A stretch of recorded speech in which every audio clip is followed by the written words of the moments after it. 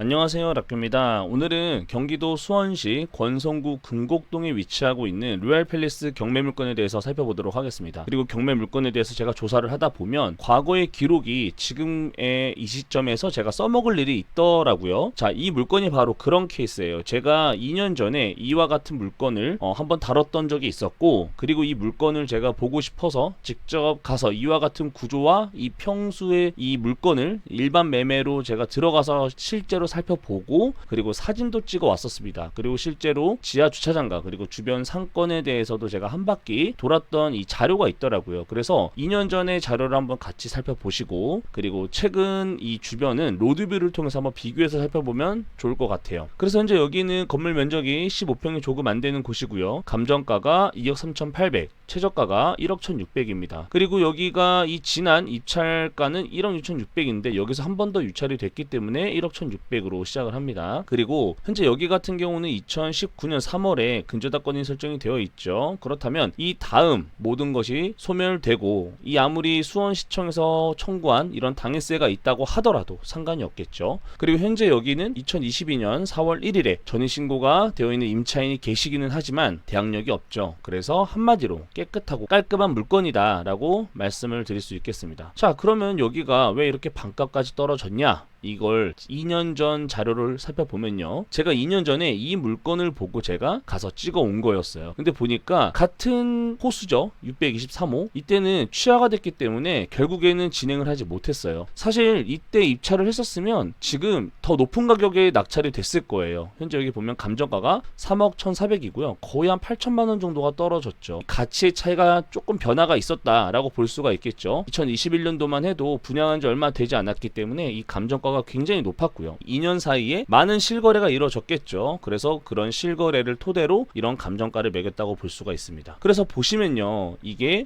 지난 2021년도 감정했을 때만 해도 조금 더 높은 가격에 거래가 됐던 것 같아요. 그리고 그때 당시는 부동산 굉장히 상승이 많이 하던 그런 때죠. 그래서 그때 당시는 이거보다 조금 더 높게 봤지만 결국에는 2년 동안은 뭐 2억 초중반 이렇게 거래가 되다가 2023년 2월에는 1억 8천, 1억 5천까지도 거래가 된 내역이 있습니다. 그리고 현재 호가로 보면 2억 부터 시작을 하는 물건들이 대다수인데 결국에는 2억 밑으로도 떨어졌던 물건이다 라고 보여집니다. 그리고 이거보다 조금 더 작은 물건을 봐도 1억 5천까지 거래가 된 걸 봤을 때는 현재 나와 있는 이 경매 물건이 이전 유찰금에도 크게 나쁘지 않은 금액이라고 볼 수가 있습니다.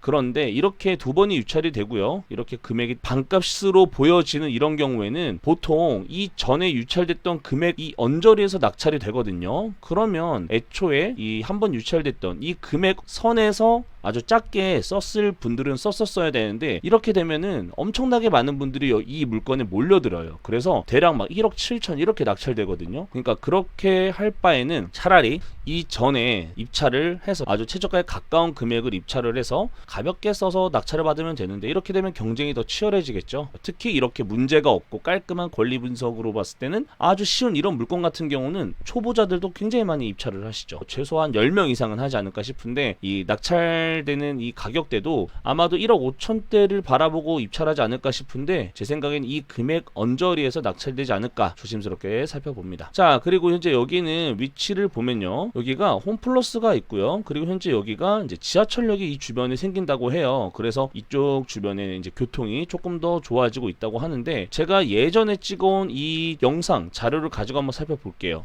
이때는 제가 이 주변에 이 상가를 봤던 기억이 나는데, 이쪽 주변은 거의 공실이 엄청나게 많았어요. 그리고 여기 이 상가들도 이 주변에 모든 상가가 대부분 공실이었고요, 2년 전에. 그리고 그 상가 물건도 경매로 엄청나게 많이 나왔어요. 그러니까 지금 현재 우리가 보고 있는 이 로얄팰리스 상가 건물도 경매가 엄청나게 많이 나왔었기 때문에 사실상 이 주변에서 홈플러스가 있다는 장점 외에는 거의 뭐 장점을 찾아볼 수가 없을 정도의 상권이 그렇게 좋지 않나?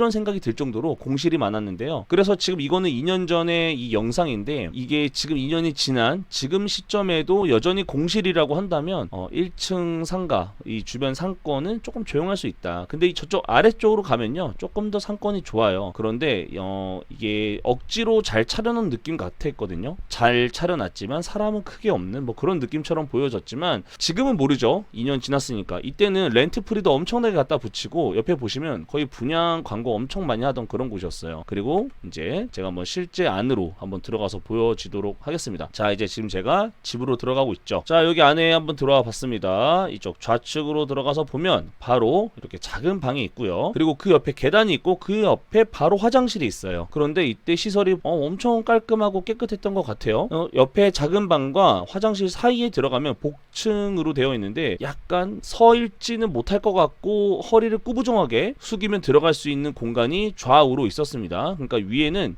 약간 어떻게 보면은 이 창고나 옷방 같은 개념으로 보시면 되겠고요. 자, 여기가 주방 겸 거실 들어와서 보고요. 이 앞에는 이제 안방 개념으로 쓰는 그런 곳이죠. 근데 뷰 자체로만 보면 아주 좋았어요. 제가 이때 봤던 곳은 아마도 6층하고 비슷한 층수였던 것 같은데 이 안방 개념으로 쓰는 이 공간 위에 보면 또 이렇게 복층으로 되어 있죠. 여기에는 또 누군가가 여기서 자도 되겠죠. 이제 여기 뒤쪽으로 보시면 이제 거실과 이제 주방이 있는데 이게 오피스텔이다 보니까 기본적인 옵션은 굉장히 잘 돼 있는 것 같아요. 그래서 이 주변에 보시는 것처럼 현재 이렇게 시설이 잘 되어 있고 그리고 이렇게 지금 주방도 마찬가지죠. 주방도 보시면 세탁기나 전자레인지가 다 빌트인으로 되어 있기 때문에 사실상 이 물건을 낙찰을 받으면 이런 시설적인 부분은 그대로 아마도 유지한 채로 낙찰을 받지 않을까 싶어요. 물론 이 금액이 중요하죠. 얼마에 낙찰을 받을지 모르겠지만 실제 내부 공간 같은 경우는 이렇게 잘 돼 있다. 그래서 여기 보시면 이 내부 공간도 굉장히 잘 돼 있죠. 이렇게 안방도 침대 하나 정도는 충분히 들어가고 남을 정도의 공간이었어요. 근데 이게 주방 겸 거실이다 보니까 이 소파를 하나 놓게 되면 이 공간이 많이 비좁을 수 있어요. 근데 이게 실제로 15평 정도 되는데 복층까지 한다면 20평은 충분히 넘겠죠. 근데 이 복층 공간이 되는 공간은 사실상 크게 효율이 없기는 하지만 그래도 이 짐을 놓을 수 있는 공간이나 이 공간을 가득 채워서 쓸 수가 있기 때문에 나름 나쁘지 않다라고 보여지는 곳입니다.